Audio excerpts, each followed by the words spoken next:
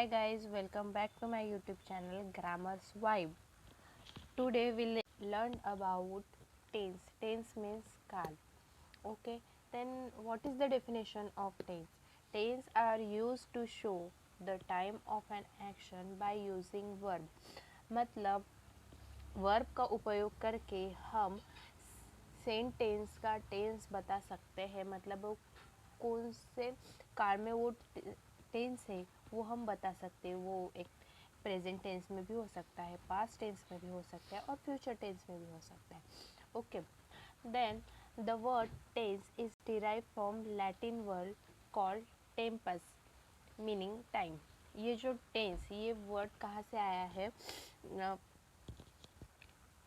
Latin word से आया है, टेम्पस से। इसका मीनिंग होता है टाइम होता है। In any languages tense are divided into 3 classes, that is present tense मतलब वर्तमान काल, पास्ट टेंस मतलब भूतकाल और फ्यूचर टेंस मतलब भविष्यकाल। Okay, each above tense are divided into 4 classes.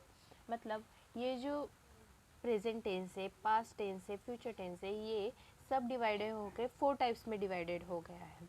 Okay, तो फर्स्ट है प्रेजेंट टेंस। प्रेजेंट टेंस में भी 4 टाइप से डिवाइड हो गया है। First is simple present tense, present continuous tense, present perfect tense, present perfect continuous tense. Second is past tense. Past tense भी 4 types में डिवाइडेड है। Simple past tense, past continuous tense, past perfect tense and past perfect continuous tense. Then just like a future tense also, simple future tense, future continuous tense, future perfect tense and future perfect continuous tense. This is the all about tense. Now we learned about present tense का सब type. Simple present tense मतलब सादा वर्तमान काल। Okay, तो अब हम इसकी भी डेफिनेशन देख लेते हैं। The sentence in which the verb is present form, so the tense of the sentence is present tense. मतलब जिस सेंटेंस में वर्ब का प्रेजेंट फॉर्म होता है, उस सेंटेंस का टेंस हा सिंपल प्रेजेंट टेंस होता है। फर्स्ट फॉर्म, प्रेजेंट फॉर्म में फर्स्ट फॉर्म, जैसे कि 3 दिए हुए हैं, तब ये एग्जांपल में ही देख लो आप। I write a letter. Okay, this is the present form of write is the verb and this is the present form of verb. इसका पास्ट फॉर्म हो गया रोट एंड पास्ट पार्टिसिपल हो गया रिटर्न हो गया। तो this is the present form. तो ऐसी डेफिनेशन दी हुई है कि जिस सेंटेंस में वर्ब का प्रेजेंट फॉर्म होता है, उस सेंटेंस का टेंस हा ये सिंपल प्रेजेंट टेंस होता है। ये फॉर्मूला दिया हुआ है, subject plus verb plus object. Okay, then है in simple present tense if the subject is third person and singular form. Example, third person क्या होता है? Singular form pronoun he she it, और सिंगुलर नाउन है काजल, सिमरन, नितिन। ये हो तो S और ES added to the verb. Okay, मतलब सिंपल प्रेजेंट टेंस में अगर he she it singular pronoun है और सिंगुलर नाउन है, जैसे कि काजल, सिमरन, नितिन, तो वर्ब को यस और ईएस लगता है। जैसे कि एग्जांपल लेते हैं। एग्जांपल से हमें ज़्यादा क्लियर होता है, इसलिए मैं आपको बहुत सारे एग्जांपल के थ्रू पढ़ाने वाली हूँ। ओके, तो एग्जांपल फर्स्ट है शी सिंग्स वेल। वो बहुत अच्छा गाना गाती है। सिंग का हो गया, वर्ब हो गया। तो she is a singular pronoun है, तो वर्ब को यस लग गया। काजल इज़ अ सिंगुलर नाउन है, तो रीड्स को क्या लग गया? एस लग गया।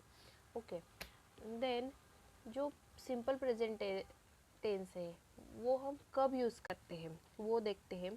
Use of the simple present tense. First step, to express universal truth.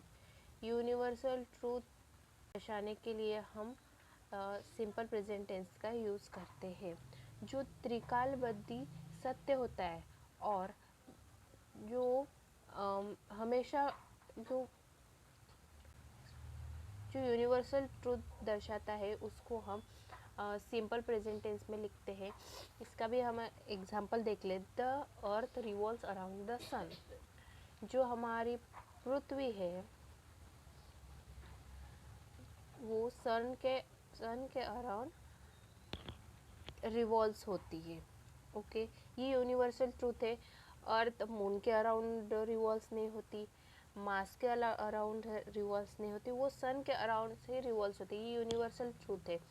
तो जो यूनिवर्सल ट्रूथ होता है उस सेंटेंस को लिखने के लिए हम सिंपल प्रेजेंट टेंस का यूज़ करते हैं। ओके, सेकंड एग्जांपल भी हम देख लेते हैं। 2 and 2 makes 4। ओके, 2 + 2 4 होता है। This is a universal truth. 2 + 2 6 नहीं होता, 2 + 2 7 नहीं होता, 6 4 ही होता है। This is the universal truth.